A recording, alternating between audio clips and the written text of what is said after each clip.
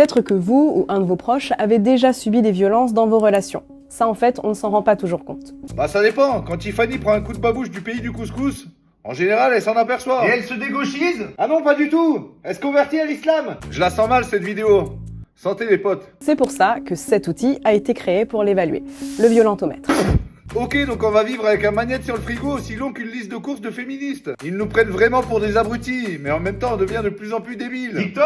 Ça a commencé par les ouvertures faciles des bouteilles de lait dans les années 90. Maintenant on t'explique comment te comporter en couple tellement t'es con. Une relation est saine quand les décisions, les projets, les goûts de l'un et de l'autre sont respectés. Oui, enfin ça dépend. Si le goût de ta meuf c'est les gangbangs interraciaux, je veux bien être ouvert, mais l'appel d'air il viendra de son trou du cul. Mais lorsque l'un des partenaires ignore l'autre pendant des jours après une querelle, eh bien, Tu te barres et tu vas sur Tinder. Et Grindr? Non, ça c'est quand t'en as vraiment marre. fouiller dans le téléphone, rabaisser l'autre, contrôler sa façon de s'habiller ou de se maquiller, c'est problématique. Tiens, c'est marrant, on dirait qu'elle nous décrit l'islam radical. Et puis, ces comportements peuvent devenir très dangereux. Je sens que ça va finir avec une baffe dans la gueule et un va faire la vaisselle, connasse. L'humiliation, c'est une violence psychologique.